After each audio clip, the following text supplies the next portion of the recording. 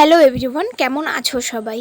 আজকে ছিল উল্টো রথ, তাই রথ দেখতে চলে গেছিলাম প্রাচীন মায়াপুর। সেখানে গিয়ে রথের দর্শন না পেয়ে চলে গেলাম 60 ফুট মন্দির। এখানে টিকিট কেটে আমরা ভেতরে চলে গেছিলাম। আর দেখো, এখান থেকে দেখা যাচ্ছিল 60 ফুট মহাপ্রভুকে।